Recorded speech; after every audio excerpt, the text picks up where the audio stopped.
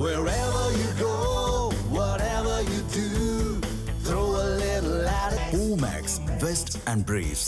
இடிந்த நிலையில் வீடுகள், அச்சுறுத்தும் காற்று, அமைதியான தெருக்கள் என ஆள் நடமாட்டமே இல்லாமல் திகிலூட்டிக் கொண்டிருக்கிறது மனிதர்களால் கைவிடப்பட்ட குல்தாரா கிராமம். ராஜஸ்தானின் தார் பாலைவனத்தின் இதய பகுதியான ஜெய்சால்மர் நகரத்திலிருந்து 17 கிலோமீட்டர் தொலைவில் நூற்றாண்டு பழமையை தாங்கிக் கொண்டு உறைந்து போய் நிற்கிறது குல்தாரா கிராமம். ஒரு காலத்தில் பாலிவால் பிராமணர்கள் வாழ்ந்த வளமான பகுதியாக இருந்த இந்த கிராமம் தற்போது அமானுஷ்ய சக்திகள் நிறைந்த பயங்கரமான நினைவு சின்னமாக மாறி நிற்கிறது. அறிவுத்திறன், விவசாய கண்டுபிடிப்புகள், சமூக வாழ்க்கைக்கு பெயர் போன இந்த பகுதியை முழு கிராமமும் ஒரே இரவில் கைவிட்டிருப்பது ஏன் என்ற கேள்விக்கு இன்றளவும் விடை கிடைக்கவில்லை. 13ஆம் நூற்றாண்டில் ராஜஸ்தானின் பாலி பகுதியிலிருந்து குடிபெயர்ந்த பாலிவால் பிராமணர்கள் குல்தாரா கிராமத்தை உருவாக்கினர். கொடூரமான பாலைவனத்தில் நீரை பாதுகாப்பது எப்படி என்பதில் கைதேர்ந்தவர்களாக இருந்த அவர்கள் படிக்கட்டுகள் நிறைந்த கிணறுகள், நிலத்தடி சுரங்க பாதைகள் மற்றும் மேம்பட்ட நீர்ப்பாசன முறைகளை ஏற்படுத்தியிருந்தனர். அறிவு செறிந்த சமூகத்தினால் பாலைவனத்திலும் செழிப்பாக அவர்கள் வாழ்ந்தார்கள் என்பதும், குல்தாரா உட்பட 83 கிராமங்களை தங்களது நிர்வாகத்தின் கீழ் செழிப்பாக வைத்திருந்தார்கள் என்பதும் கடந்த கால வரலாறு. இப்படிப்பட்ட கிராமத்தை கைவிட வேண்டிய அவசியம் ஏன் ஏற்பட்டது என்ற கேள்விக்கு உண்மையான விடை கிடைக்காவிட்டாலும் சில கதைகள் குல்தாராவை தாங்கியபடி நிற்கின்றன.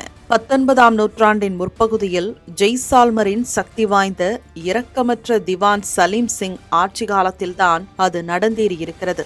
இளம் பிராமண பெண்ணின் அழகில் மயங்கிய சலீம் சிங் அவளை திருமணம் செய்து கொள்ள விரும்பியதாகவும், மறுத்தால் குல்தாரா கிராமத்திற்கு கடுமையாக வரி விதிக்கப்படும் என்று அச்சுறுத்தியதாக கூறப்படுகிறது.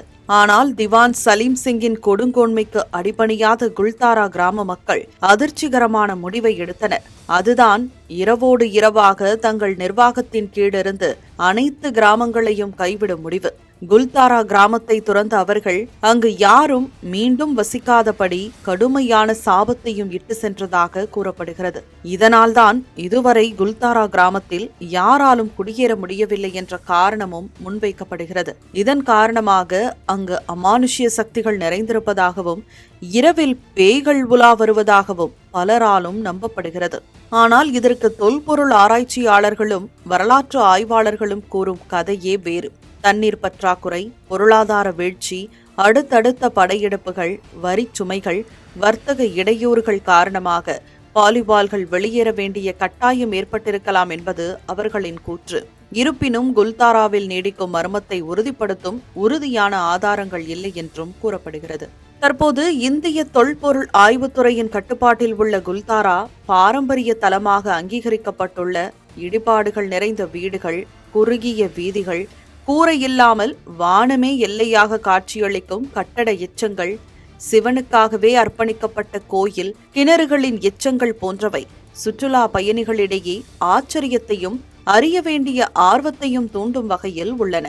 குல்தாராவில் ஒரு விசித்திரமான அமைதியை உணருவதாக பார்வையாளர்கள் கூறுவது ஒரு பக்கம் இருந்தாலும், உள்ளூர்வாசிகள் இரவில் ஆவிகள் நடமாட்டத்தையும் அமானுஷ்ய சக்திகள் பற்றியும் பேசி வருகின்றனர். கிராமத்திற்குள் இரவு தங்குவதற்கு அனுமதி இல்லை என்ற போதும் பார்வையாளர்களின் வருகை குல்தாராவை ராஜஸ்தானின் மிகவும் பிரபலமான பேய் கிராமமாகவே மாற்றியுள்ளது.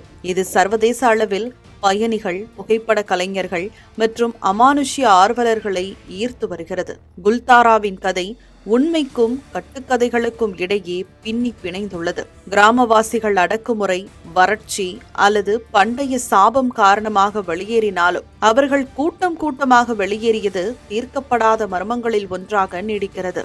குல்தாரா வெறும் பேய் கிராமமாக மட்டுமல்லாமல் தைரியம், கண்ணியம் மற்றும் எதிர்ப்பின் அடையாளத்தையும் தாங்கி அமைதியாக நிற்கிறது. Wherever you go, whatever you do, throw a little at it. Omax, Vest and Briefs.